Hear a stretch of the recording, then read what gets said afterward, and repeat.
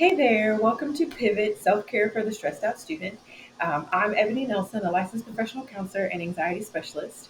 And I created this workshop because I know firsthand how college can feel like a never ending to do list between classes, deadlines, relationships, and just trying to keep up, honestly. This idea of self care can often get pushed way, way, way to the wayside. But today, though, we're going to flip the script. This is not going to be about spa days and bubble baths unless they actually work for you. This will be about real science backed strategies to help you recharge and manage stress in ways that can actually fit for your life. So, here's what we'll cover today. We're going to start off by going through the neuroscience of stress and anxiety, aka why your brain reacts the way that it does. For any of you who are not like hardcore science majors, don't freak out. We're not going to go too deep into the weeds of neuroscience. I'm going to try to keep it very high level using some lay terms just to get you just a general understanding of what your brain is doing. So it'll make a whole lot of things make a lot more sense when you're thinking about the experience that you have when you get really stressed out. Next up, we're going to take some reflection time, and I'm going to have you identify your own personal stress patterns. Because when we get to the actual plan, it will make so much more sense and it will be so much more effective if it's built upon the individual needs of each of you. Next, after that, we're going to talk through self care because you can't make a self care plan if you don't really know what self care is. So, hint, it's more than just relaxation. So, I want us to make sure we're pretty clear on that because finally, our last step is going to be to create a step by step process um, for your own self care. So, you're going to have an individualized plan that takes into account the ways in which stress shows up for you. The ways in which self care, different aspects of self care will make more sense for you, and then once you are out there in the world being all stressed out, you will have something that you can legitimately engage and feel really good and set up for success. This workshop is designed to be incredibly interactive. So there will be some times where I will pause. I'll maybe ask you to do an activity or an exercise. There's a whole workbook that you all have. So hopefully you actually have it handy so you can easily work through and get to the pages of the worksheets. But I'll pop in and pop out to make sure you have some time. And then hopefully, fingers crossed, in the coming weeks, I'll be able to do a live session where we can do a little bit of follow up after we've all got this said and done. Okay. So the word stress gets thrown out pretty casually and quite often, usually as a cover for some other issue. Because it's so overused, I want to make sure that we're on the same page, at least for today, and we have an operationalized definition of what I'm talking about when I say stress. So moving forward, you all can work to make better use of the term.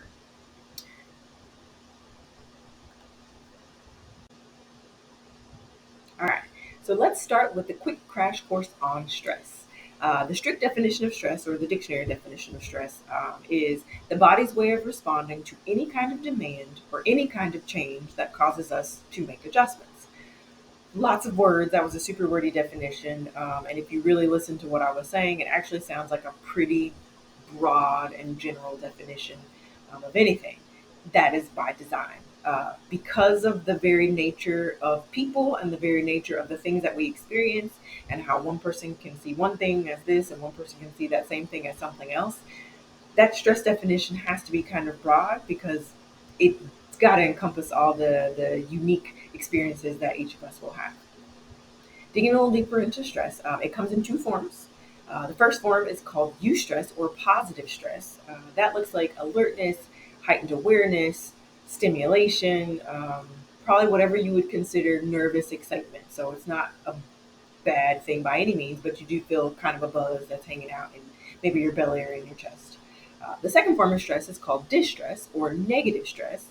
This one, a little different. It's an all encompassing sense of just not being able to meet or manage the demands that are set in front of you.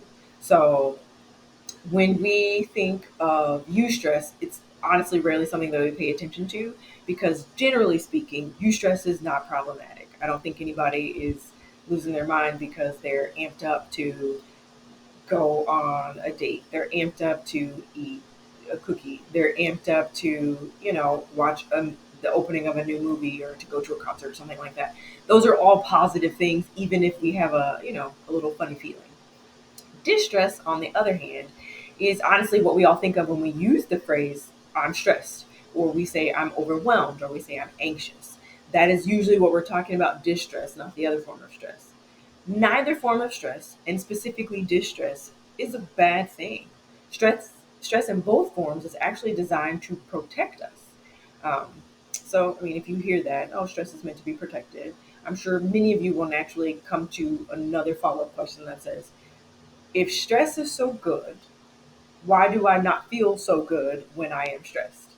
Answer is because despite the great complexity and capabilities of the human brain, these squishy computers that we have in between, underneath our skulls here, they haven't really evolved in a way so that they can accurately and consistently tell the difference between real danger, like a bear chasing you, or modern stress, like a term paper due at midnight. So oftentimes you don't feel super awesome because your brain only has one way to respond to any type of stress.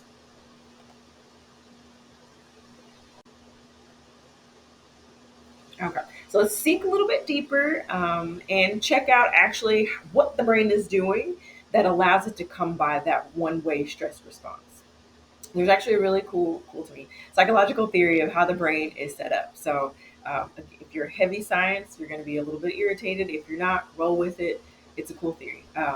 In this theory, it's called the tri-brain hypothesis, and it says that we have three tri-brain parts, and together they help us all do life.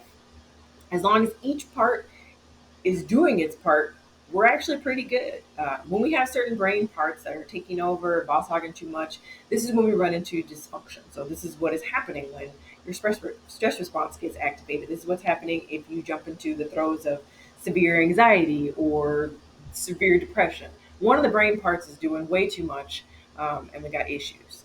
So those three brain parts, I'm going to start at the base of the skull and work my way forward. So at the base of the skull, it's our first brain part is what's called our reptilian or lizard or old brain. This is the brain part that was formed first, and this is the one brain part that we actually have in common with every other living being that's on the planet. Um, this is where our instincts live. This is where survival lives. This is where anxiety lives. Its main concern, so we had to boil it all down to one concern. Its main concern is, am I safe? If we move up into the brain, the second brain area, so we're going to hang out in the middle of the brain.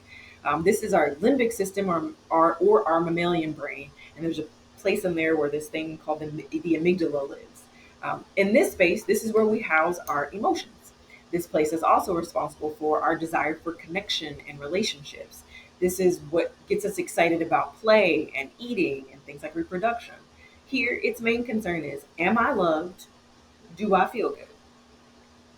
The final part of the brain, which is housed right back here and at the beginning, the front part of our skull, right behind um, the forehead. This is the last to finish forming. It's called our neocortex or our human brain or the new brain. Lots of words. Prefrontal cortex is something you'll also hear referenced as well. This is where rational thinking, language, planning, and awareness, they're all housed up here. This focus in the front brain is what will I learn from this? So this guy up here is trying to help you navigate things through life. So it'll help you learn what things feel good. And ideally, the things that feel good will keep you safe. So it helps all three brain parts stay in alignment. Now, when we're stressed, your amygdala, your brain's alarm system, that's housed in that middle, it kicks into high gear and it then activates three alarm system that turns on your old brain, which then triggers what you may have heard of as your fight, flight, or freeze response. It's the all systems are go. We are not okay. We are not we are safe. We gotta knock life out of the park. Once that system has been activated, it actually swiftly shuts down all the other functioning of the brain parts that are in front of it. So once your anxiety brain has been turned on, so the old brain is here, it's ready, and it's excited to get to work. No longer are you doing any of the things in the mid part of your brain. So we're probably not having good feels. We're probably not thinking about eating. We're probably not thinking about playing. We're probably not trying to connect with people. It shuts down your front brain. We're no longer able to do like regular thinking. This we're not going to be rationally thinking. It's harder for us to problem solve, and it's all by design. This is why it's so much harder to focus. It's harder to make decisions. Sometimes you feel like you forget. If this system is set up properly, the danger will end, you'll calm back down, and all the systems will come back to working the way that they should. If you, though, however, are constantly activating this system because you are in maybe all the organizations, you are a professional procrastinator, you struggle with like getting organized. All of those things can create stress in our lives if the stress button is turned on a lot of the time, all of the time. And as a college student, sometimes we run this risk way more than some others. You can develop chronic stress. And chronic stress not only doesn't feel good, but it also decreases your energy levels. It disrupts the quantity and the quality of your sleep. And among other things, it has a deleterious effect on your immune system, aka you're going to be sick a lot, a lot, a lot. I want y'all to stop and like think about how many of your friends have gotten sick in the fall as a result, probably of being overstressed and not managing some of that stress. All of that, in truth, I just shared. This is why self care isn't a luxury, it's a great necessity.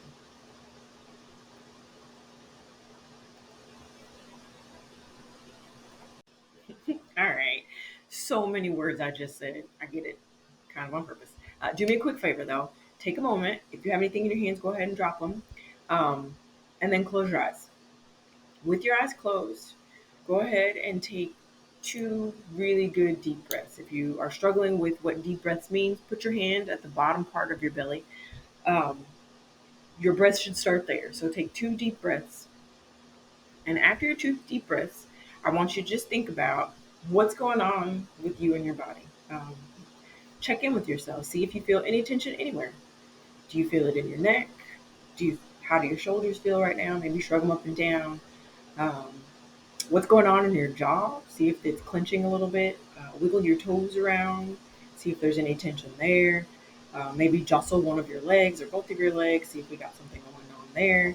As you do that, just do a quick scan from head to toe and write down anything you notice. And once you've gotten it written down, put your pen or your pencil down. Take two more deep breaths. And once you finish those two breaths, and go ahead and open your eyes.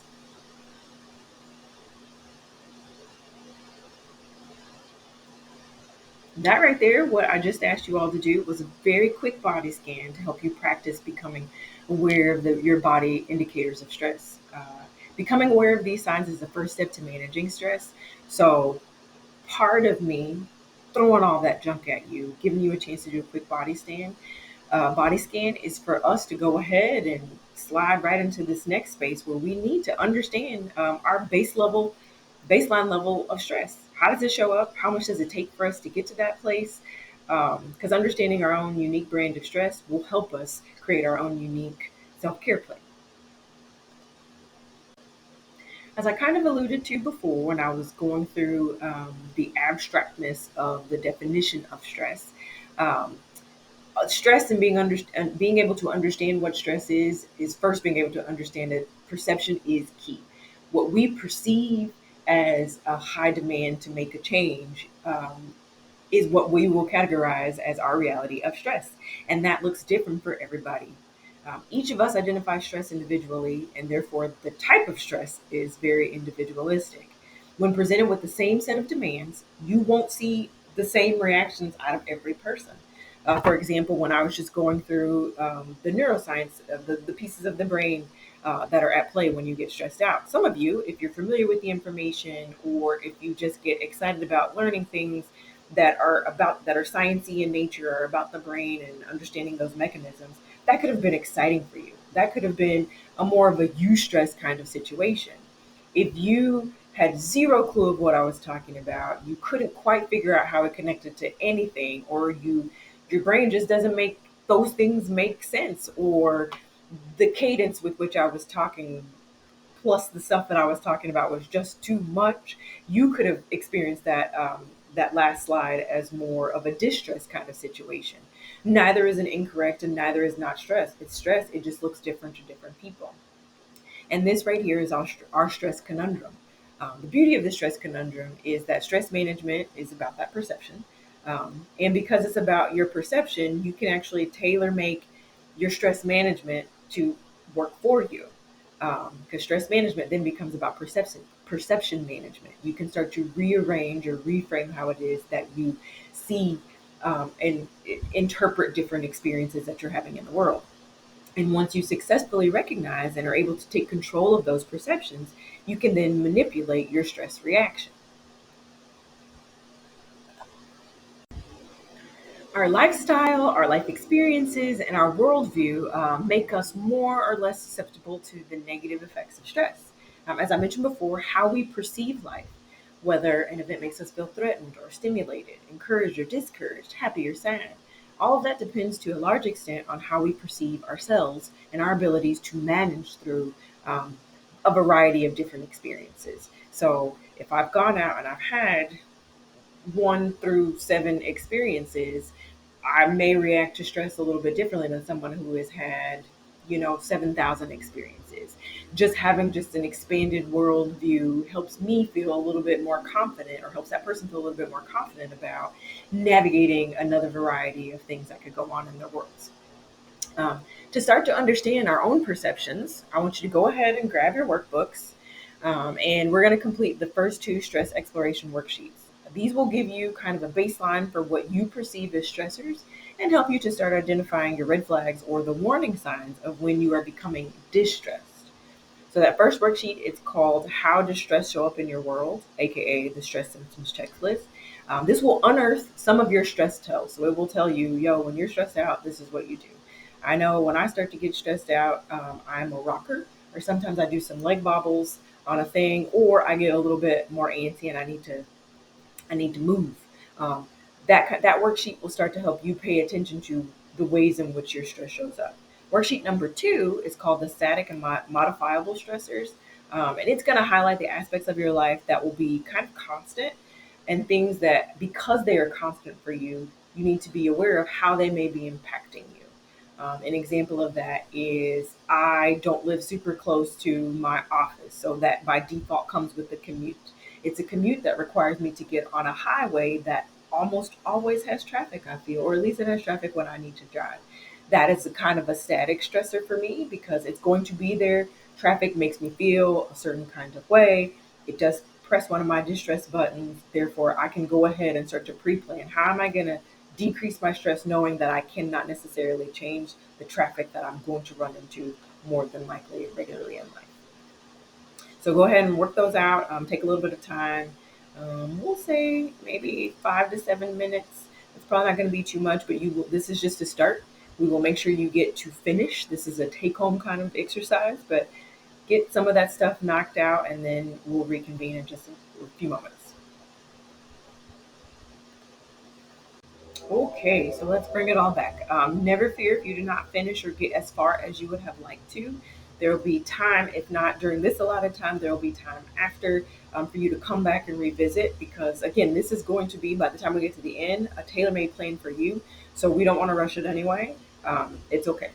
In this new section, though, we're going to zoom out from the stressors and then our response to said stressors. And we're going to go to what is the lens that we're looking through and what contributes to our perception.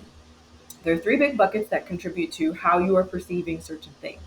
There are behaviors, lifestyle, and thinking patterns.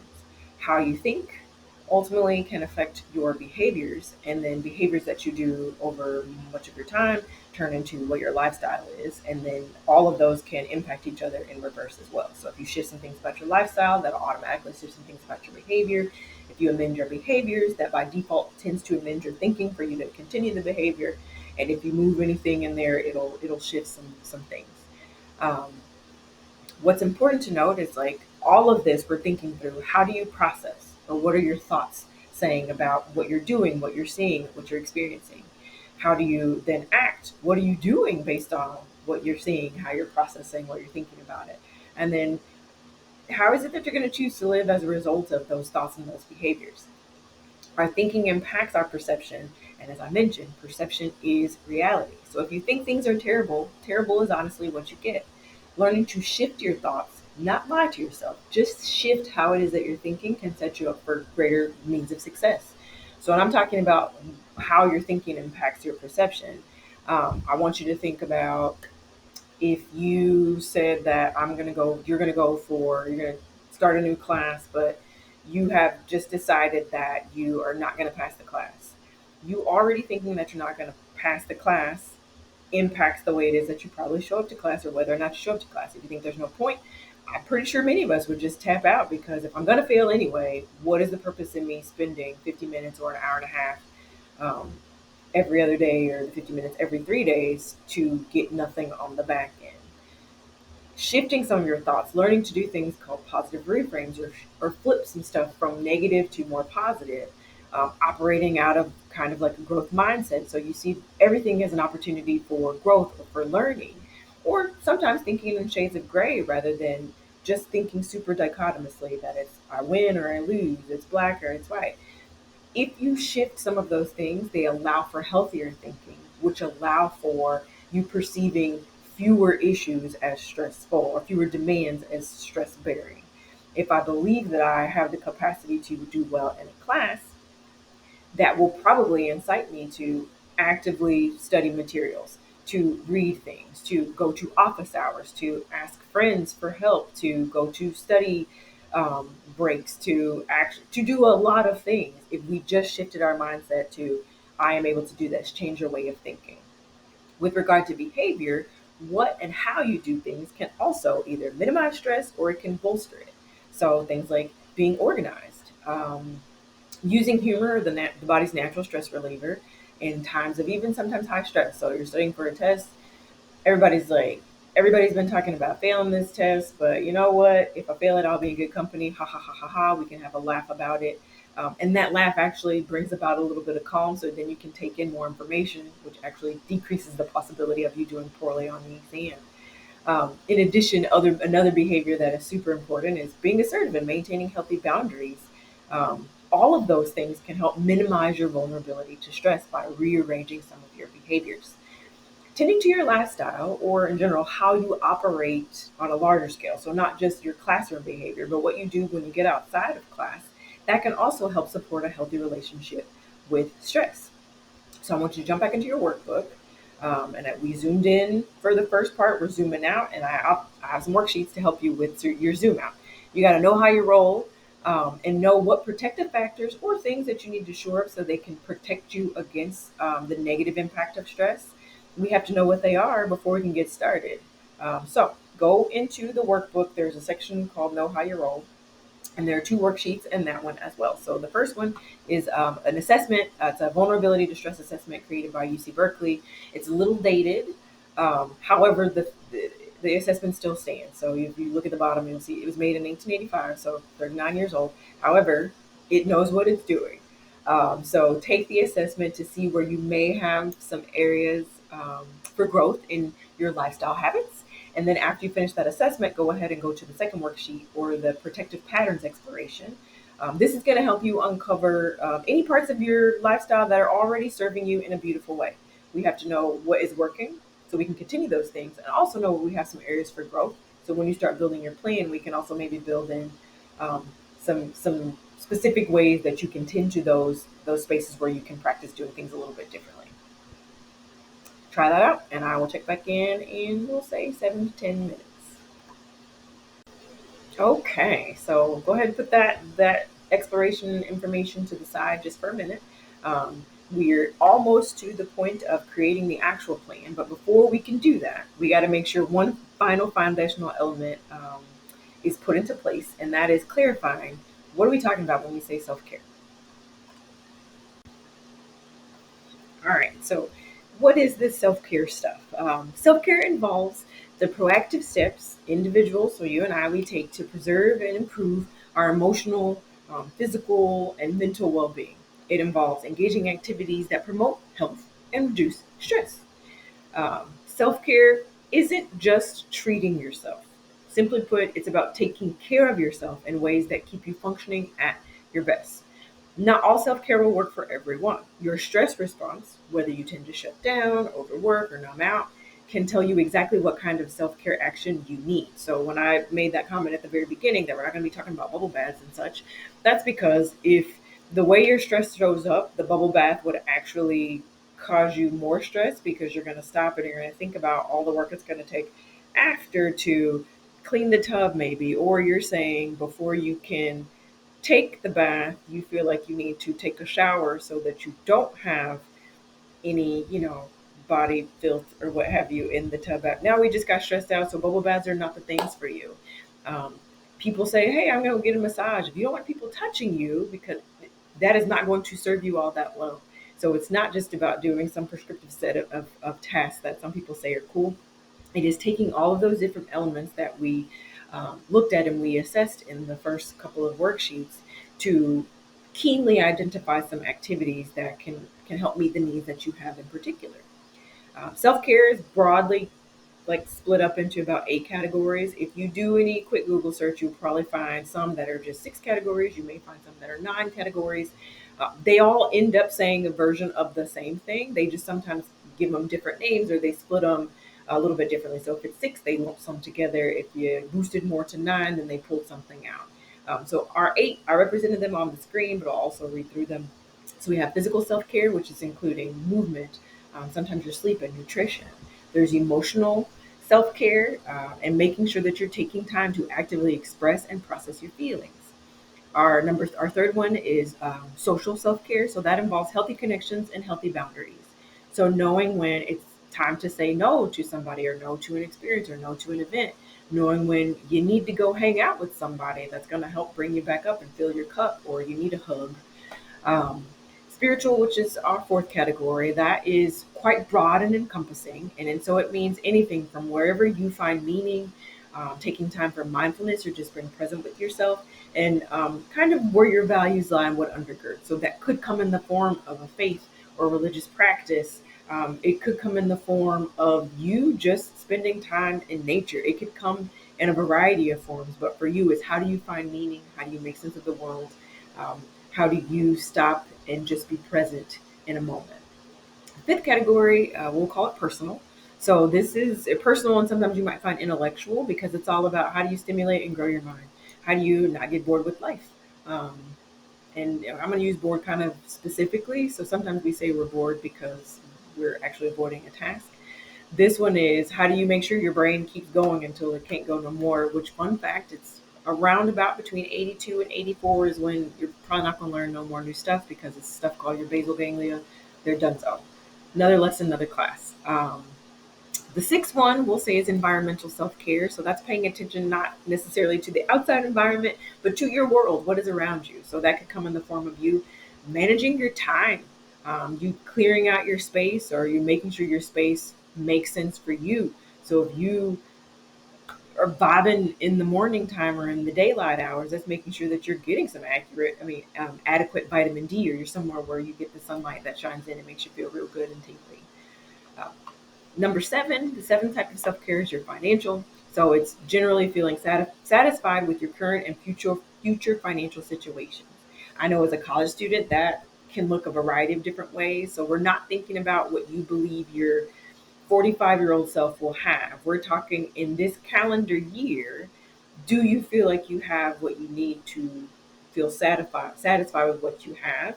And after this calendar year, do you feel like you have enough to support at least the next 3 months after that? So we're going to shrink that into a very specific piece of time. And then the last area of self care that we'll touch on is your work or professional. So making sure you just have personal satisfaction and enrichment with the work that you're doing. This is not to say that you are happy all of the time when you go to work. That would make you not a real person. Many of us can appreciate and love the work that we do and still have moments and days and weeks and sometimes months where we're like, I'm not here for this. That is fine.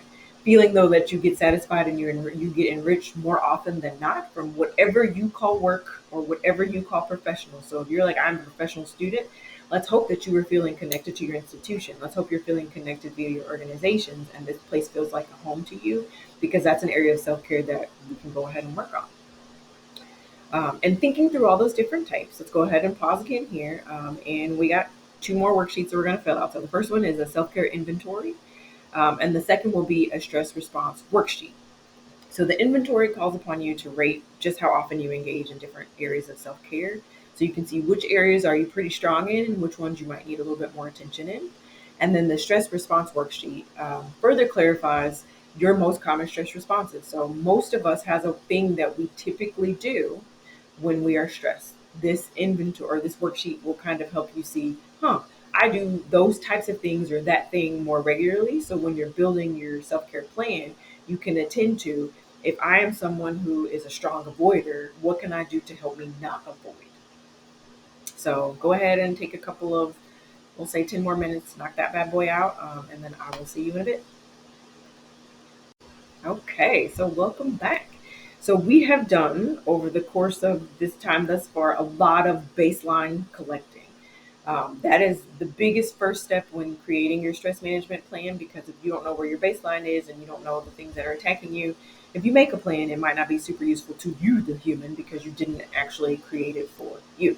Our next step, if you cannot figure that one out, is going to be some action. So we're going to take all that information we got on your perception, how you what you perceive as stressors, what your warning signs are, um, along with your true understanding of what self care means, the different areas of self care where you might already be strong or where we need to do a little bit of work so we can wiggle or weasel those in, and then just your default stress responses. We're going to take all of that stuff, smush it all together to actually build your specific plan. So let's go. Okay, so before we go ahead and jump into the next part, the bigger part, so like the meat and potatoes, the plan, I want y'all to fix your minds to know that you're not going to finish it today. None of this was built for you to finish it specifically today. I want you to take some time for you to make sure you are paying attention to all it is that you need. This does not actually need to be a stressor when we're talking about not stressing. So this one is, after this session is done, whatever it is that you have for the rest of your day, maybe set some time, grab a friend, and y'all finish the parts of the other worksheets that you didn't finish. Maybe if this is a person that you hang out with a lot, they can be a cool mirror to have you say, hey, is there something that I missed maybe in a way that I show up that I didn't even notice that I did that, so that you can tweak some elements of your plan. The purpose of this, so developing this plan, it's going to enable you not only to manage your stress, but to be proactive about not becoming overwhelmed from the beginning. Um, in order to do that, it takes a little bit of time. So go ahead, grab yourself some space, spread out all of those different worksheets that we started with. And we're going to use that to complete the planning tool that is the back couple of sheets of that workbook. So part one is structured in a way where it's an outline of your strategy. So it'll include some daily preventive habits that you can start to create. So those preventive habits are things that you know that one of the first things you do when you get stressed is not eat super well, and not eating also leads to more stress. So a daily preventive habit could be making sure that you consistently schedule when you're going to have your meals, or always travel with snacks. So that way you are able to manage whatever could come with that problem. So we're going to outline a strategy and try to slide in some of those preventive daily habits that you can do. Part two is more on the problem solving end. So part one is the proactive preventive. Part two is what happens when life happens and I tried to do all the things, or maybe I couldn't do the things, and now I'm here. And with that, we will develop what's called your crisis self care for high stress moments. So when we're already up there, how do I bring myself down, knowing that it's kind of too late now to try new preventive measures? So this will be those last two sheets. Go have fun, ask for help, phone a friend, and just see where you get. So with this one, we're going to spend a little bit more time. So let's say maybe like 15, 20 minutes. You all can gauge what makes sense, and then come on back and we'll do some closing. All right, welcome on back. Hopefully, the starts of that, we're getting your juices flowing and getting you a little bit more amped up about the ways in which you can take the knowledge you are gaining about yourself and how stress shows up, and put that into some practice so that you can have a plan that's going to allow you to be as successful and the best version of you, for not just through school in this academic year, but it's something it's a wonderful skill to develop now before you start having that many more years of not practicing taking care of yourself. Before we, for sure, close it out, I said I know that self care is not prescriptive. So, honestly, a non personalized self care option. So, if you just go Google, what is self care? Those things could be useful to you, but the non personalized things honestly lessen the likelihood that you're going to use the skill, because it's just something random. So I'm going to go back to it because it's a thing that doesn't work for me. Lots of people I know in the world that I work in are like, yeah, we do yoga for self care. I can't stand yoga. And it is a high thing on the top of the list. I don't like the voice they have. It gets weird. I don't want to move. It gets too quiet.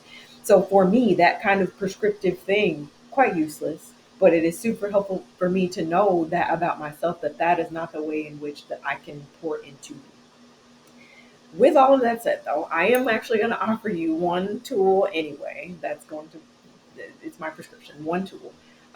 Because in real life, in the most stressful of times, this is one of the most basic things that we could possibly ever do.